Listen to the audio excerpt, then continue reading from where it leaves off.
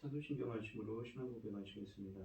전능하사 천지를 만드신 하나님 아버지를 내가 믿사오며 그 외아들 우리 주 예수 그리스도를 믿사오니 이는 성령으로 잉태하사 동정녀 마리아에게 나시고 본디오 빌라도에게 고난을 받으사 십자가에 못 박혀 죽으시고 장사한 지 사흘 만에 죽은 자 가운데서 다시 살아나시며 하늘에 오르사 전능하신 하나님 우편에 앉아 계시다가 자리로서 산자와 죽은 자를 심판하러 오시리라. 성령을 믿사오며 거룩한 공예운 성도가 서로 교통하는 것과 죄를 사하여 주시는 것과 몸이 다시 사는 것과 영원히 사는 것을 믿사옵나이다. 아멘. 찬송가 292장입니다. 292장입니다. 주 없이 살 수 없네 죄인의 구주여 이 귀한 보배 피로 날 구속하소서. 구주의 사랑으로 흘리신 보혈이 내 소망 나의 위로 내 영광 됩니다. 주 없이 살 수 없네 나 혼자 못 서리. 힘없고 부족하며 지혜도 없도다. 내 주는 나의 생명 또 나의 힘이라. 주님을 의지하여 지혜를 얻으리. 주 없이 살 수 없네 내 주는 아신다. 내 영의 깊은 간구 마음의 소원을 주밖에 나의 마음 니 알아주리요. 내 마음 위로하사 평온케 하시네. 주 없이 살 수 없네 세월이 흐르고 이 깊은 고독 속에 내 생명 끝나도 사나운 풍랑일 때 날 지켜주시니 내 곁에 계신 주님 늘 힘이 됩니다. 아멘. 오늘 함께 하신 하나님의 말씀은 사사기 24장 18절로 사사기 24장 14절로 28절 말씀입니다. 사사기 24장 14절로 28절 말씀입니다. 교독을 하겠습니다. 제가 먼저 읽겠습니다. 그러므로 모세는 여호와를 경외하며 온전함과 진실함으로 그를 섬기라. 너희의 조상들이 강 저쪽과 애굽에서 섬기던 신들을 치워버리고 여호와만 섬기라. 24장 여호수아 24장 14절로 28절입니다. 15절을 읽으시면 돼요. 백성이 대답하여 이르되 우리가 결단코 여호와를 버리고 다른 신을 섬기기를 하지 아니하오리니. 15절 읽어야 돼요. 24장 15절입니다. 만일 여호와를 섬기는 것이 너희에게 좋지 않게 보이거든 너희 조상들이 강제 쪽에서 섬기던 신들이든지 또는 너희가 거주하는 땅에 있는 아무리 족속의 신들이든지 너희가 섬길 자를 오늘 택하라. 오직 나와 내 집은 여호와만 섬기기로 하니. 백성이 대답하여 이르되 우리가 결단코 여호와를 버리고 다른 신들을 섬기기를 하지 아니하오리니. 이는 우리 하나님 여호와께서 친히 우리와 우리 조상들을 인도하여 애굽 땅 종되었던 집에서 올라오게 하시고 우리 목전에서 그 큰 이적을 행하시고 우리가 행한 모든 길과 우리가 지나온 모든 백성들 중에 우리를 구하셨으며 여호와께서 또 모든 백성들과 그 땅에 거주하는 아모리 족속을 우리 앞에서 쫓아내셨습니다. 그러므로 우리도 여호와를 섬기리니 그는 우리 하나님이심이니이다 하니라. 여호수아가 백성에게 이르되 너희가 여호와를 능히 섬기지 못할 것은 그는 거룩하신 하나님이시오 질투하신 하나님이시라. 너희 잘못과 죄를 사하지 아니하실 것이니라. 만일 너희가 여호와를 버리고 이방신들을 섬기면 너희에게 복을 내리신 후에라도 돌이켜 너희에게 재앙을 내리시고 너희를 멸하시리라 하니 백성이 여호수아에게 말하되 아니니이다 우리가 여호와를 섬기겠나이다 하는지라. 여호수아가 백성에게 이르되 너희가 여호와를 택하고 그를 섬기리라 하였으니 스스로 증인이 되었느니라 하니 그들이 이르되 우리가 증인이 되었나이다 하더라. 여호수아가 이르되 그러면 이제 너희 중에 있는 이방신들을 치워버리고 너희 마음에 이스라엘 하나님 여호와께 향하라 하니 백성이 여호수아에게 말하되 우리 하나님 여호와를 우리가 섬기고 그의 목소리를 우리가 청종하리이다 하는지라. 그날에 여호수아가 세겜에서 백성과 더불어 언약을 맺고 그들을 위하여 율례와 법도를 제정하였더라.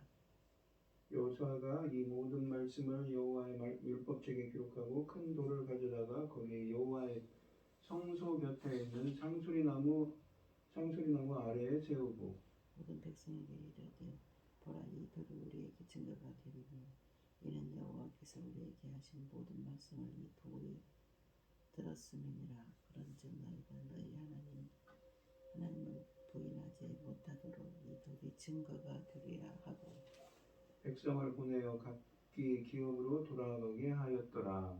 아멘. 오늘 본문 말씀의 제목은 세겜 언약입니다. 여호수아가 세겜에 모인 백성들에게 오직 여호와만 온전함과 신실함으로 섬기라고 명령하고 언약 갱신 의식이 언약적 저주와 맹세의 증거를 세움으로 행해집니다. 여호수아는 하나님의 신탁을 선포한 다음에 백성에게 권면합니다. 14절에서 주를 경외하면서 그를 온전함과 진실함으로 섬기라고 말씀하십니다. 온전함과 진실함으로 섬기라는 것은 전혀 흠이 없도록 완전하고 완벽하게 그리고 전심으로 그분을 경배하라는 의미입니다.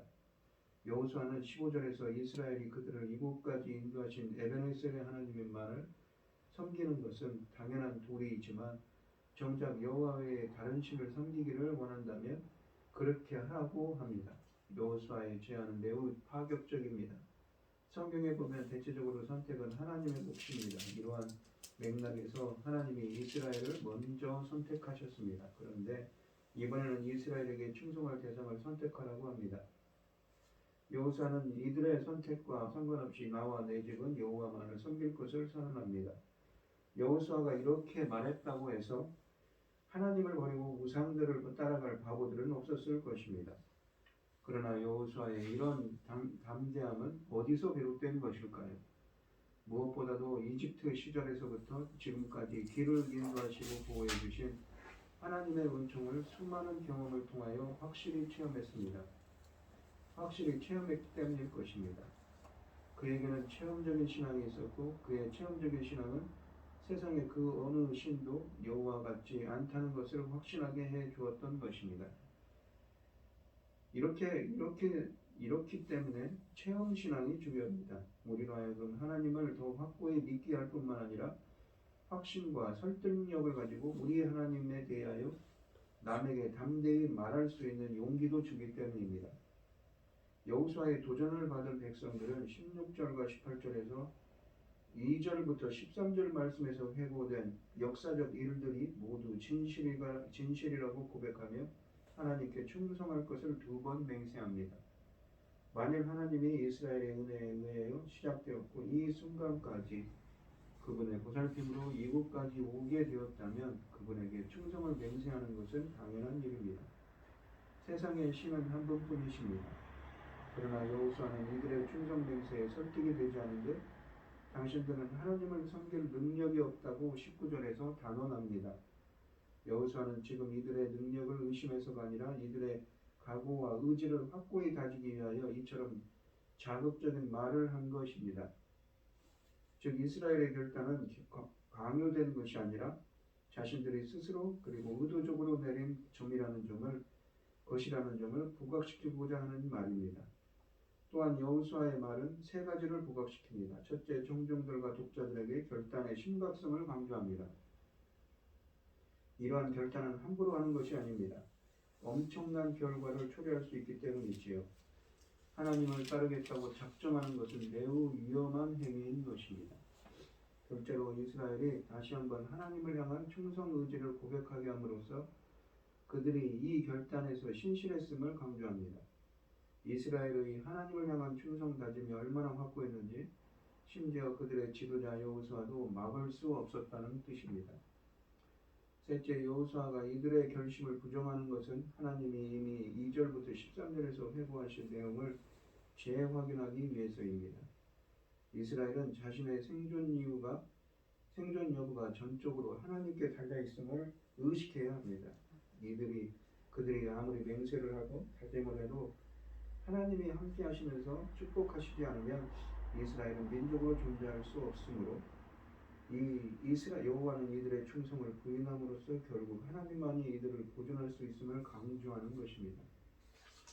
19절과 20절 말씀을 보시면 이 여호수아는 백성들에게 쉽게 충성을 맹세할 일이 아니라는 점을 강조합니다. 여호와 하나님을 따르겠다고 맹세했다가 그 약속을 지키지 못하면 오히려 하나님의 심판과 저주를 받을 것이라고 경고합니다. 하나님께 충성을 맹세하고 그 약속을 지키지 못한다면 차라리 처음부터 충성을 맹세하지 않는 것이 더 낫다는 논리입니다. 왜냐하면 하나님께 충성을 약속하지 않으면 약속하고서 그 약속을 지키지 못할 때 내려지는 심판에 비해 걱정하지 않아도 되기 때문입니다. 그래서 하나님을 섬기는 것을 결심하는 일은 심각한 일입니다. 적당히 믿는 것, 섬기다가 어느 순간에 대충 얼버무리는 신앙은 용납될 수 없습니다.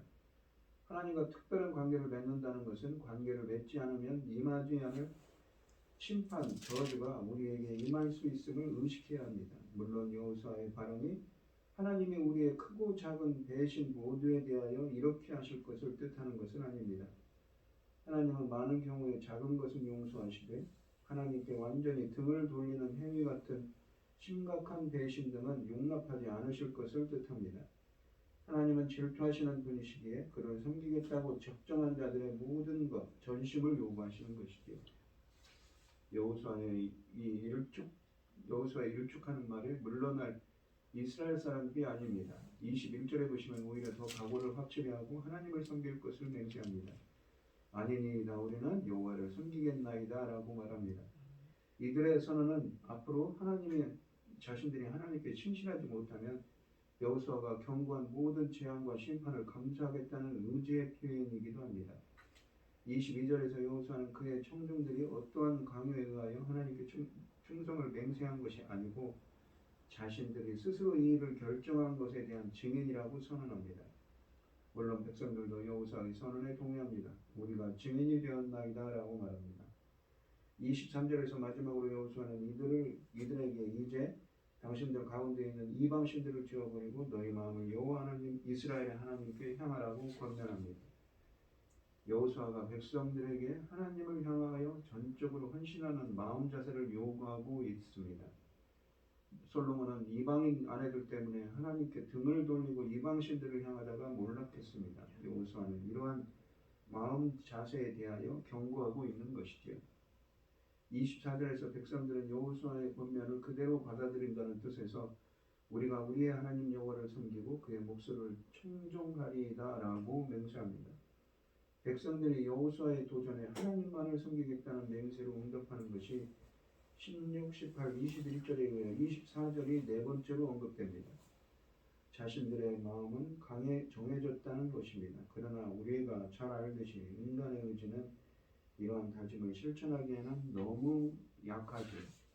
그러므로 이러한 맹세를 성실하게 지키는 일에 있어서도 하나님이 도와주셔야만 가능합니다. 25절에서는 설교가 시작되는 처음으로 언약이란 단어가 사용됩니다. 이스라엘이 하나님과 언약을 맺고 있는 것입니다. 이 언약 갱신은 이스라엘이 하나님과 새로이 맺는 것이 아니라 이미 출애굽기 19장부터 24장까지 말씀에 시내산에서 모세를 통해 주신 하나님의 계약 조건을 자신들이 목숨을 바쳐 따르겠다고 재확인하는 예식으로 볼 수 있습니다. 25절에서 여호수아가 백성들에게 만들어진 율례의 법도는 율로의 법도는 여호수아가 새로운 율법과 규례를 백성들에게 주고 있는 것을 뜻하는 것이 아니라 이들이 오직 하나님께만 전적으로 충성하겠다는 것을 맹세한 것과 이 약속을 어길 경우 그들에게 어떠한 재앙이 임해도 좋다는 것을 서약한 내용을 정리한 것입니다. 물론 이러한 이스라엘의 각오는 율법 전체를 준수하는 것을 전제로 하고 있습니다. 26절에서 여호수아는 이 모든 말씀을 율법책에 기록하고 큰 돌을 가져다가 상소리나무 아래에 두고 증거로 삼았다고 합니다. 이 행위는 이스라엘이 하나님과 맺은 언약의 봉인 역할을 합니다. 여호수아가 모세오경의 내용을 추가하고 있다는 것을 뜻하는 것이 아닙니다. 이 설교 전체 혹은 하나님의 말씀 혹은 이스라엘이 맹세한 것 아니면 이 모든 것을 자신이 소유하고 있는 오경 사본의 혹은 책의 내용에 근거하여 하나님의 율법책으로 불리는 다른 책에 기록한 것을 뜻하고 있습니다. 물론 우리는 이 책에 기록된 내용의 본질을 이 본문에 해고하고 있는 내용을 통하여 쉽게 파악하고 있습니다. 증거로 세운 큰 돌이 있는 상수리나무는 성소 옆에 있었다고 합니다. 이때 장막이 세겜에 있었음을 뜻합니다. 이 사사시대를 지나면서 이 성소는 실로로 옮겨갑니다. 여호수아는 이미 백성들이 자신들의 맹세에 대한 증인이라고 했었습니다. 상소리 나무 밑에 있는 큰 돌은 두 번째 증인 역할을 하는 것입니다. 돌이 증거 역할을 하는 것은 22장 34절에서 요단강 동편 지파들이 큰 제단을 증거로 세운 사건을 연상케 합니다. 27절에 보시면 그들은 그 제단을 증거로 불렀으며 여호와가 하나님이시라는 사실을 선언하는 것으로 삼았습니다. 또한 이스라엘이 요단강을 마른 땅으로 건넜던 일을 기념하는 돌무더기를 연상케 하기도 합니다. 이스라엘의 선조들 이야기에 상수리나무가 자주 등장합니다. 아브라함은 가나안 땅에 들어와서 제일 먼저 세겜을 표시하는 모래의 상수리나무를 지난 적이 있습니다. 야곱은 가족들과 세겜에 이르러 상수리나무 밑에 가족들이 소유하고 있던 모든 우상들과 경건치 못한 것들을 묻었습니다. 모래의 상수리나무들은 신명기 11장 30절에서 다시 언급됩니다. 훗날 세겜 사람들은 세겜에 있는 돌기둥 옆 상수리나무 아래로 가서 아비멜렉을 왕으로 초대했습니다. 이 나무는 분명 본문이 언급하고 있는 증거 돌이 있는 나무를 뜻합니다. 이스라엘이 세겜에 있는 상수리나무 아래 증거돌을 세우는 것은 드디어 하나님이 아브라함 시대에 약속하신 것을 모두 이루셨으며 이제부터는 이스라엘이 하나님께 맹세한 것을 지켜야 한다는 점을 상징하는 것입니다. 32절에서는 요셉의 뼈가 세겜에 묻히는 것도 선조들에게 약속한 것이 전적으로 성취되었음을 상징하는 것입니다. 이 하나님의 신실하심을 고백하며 이 신실하심에 화답하는 이 차원에서 이스라엘이 충성을 다짐하는 것입니다. 28절에서 여호수아는 백성들을 모두 자신들의 땅으로 돌려보냅니다. 오늘 본문 말씀을 보시면 여호수아가 백성에게 요구하는 선택은 오늘날에도 필요한 것입니다. 여호수아가 세겜에 온 백성을 불러 모으고 언약을 갱신합니다. 출애굽기 24장의 시내산 언약은 출애굽 1세대에게, 신명기 29장 1절의 모압 언약은 이 출애굽 2세대에게, 그리고 여호수아서 8장 30절로 35절의 에발산의 언약은 가나안 1세대에게, 그리고 이곳 세겜에서 가나안 2세대들에게 다시 비준되고 갱신됩니다. 공동체가 전환점을 맞을 때마다 다시금 하나님 앞에서 정체성과 소명을 확인하는 것이지요.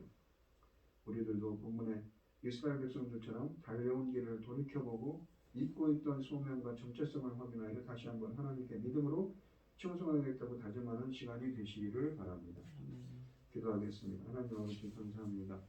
저희들도 지난 세월들을 생각해보며 하나님의 믿음의 길로 걸어온 길을 다시 한번 헤아려보고 다시 한번 하나님의 말씀, 하나님의 백성으로서 하나님의 말씀으로 살겠다고 다짐할 수 있는 오늘 하루가 되게 하여 주시옵소서. 이 모든 말씀 거룩하신 예수님 이름으로 기도합니다. 아멘. 하늘에 계신 우리 아버지여, 이름이 거룩히 여김을 받으시오며 나라의 임하옵시며 뜻이 하늘에서 이룬 것 같이 땅에서도 이루어지이다. 오늘날 우리에게 일용할 양식을 주옵시고 우리가 우리에게 죄진 자를 사하여 준 것 같이 우리 죄를 사하여 주옵시고 우리를 시험에 들게 하지 마옵시고 다만 악에서 구하옵소서. 대개 나라와 권세와 영광이 아버지께 영원히 있사옵나이다. 아멘. 오늘 주신 말씀 가지고 기도할 때에요, 우리가 다시 한번 이스라엘 언약을 행신한 이스라엘 백성들처럼 다시 한번 하나님 말씀에 충성하겠다고 다짐하는 오늘 하루가 되게 해달라고 기도하시고 은혜하신 분들과 각자 기도 제목 가지고 주여 삼창하시면서 통성으로 기도하도록 하겠습니다. 주여 주여 주여. 아버지 하나님 감사합니다. 다시 한번 다짐할 수 있는 오늘 하루, 하나님의 말씀에 충성할 수 있는 충성을 다짐하는 오늘 하루가 되게 하여 주시옵소서. 인도하여 주시옵소서. 인도하여 주시옵소서.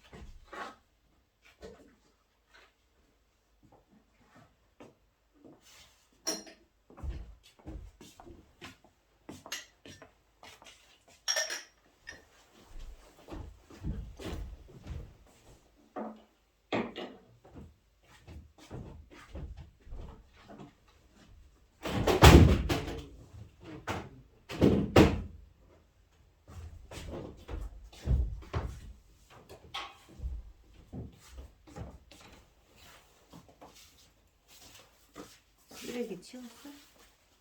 쓰레기 응. 어디다?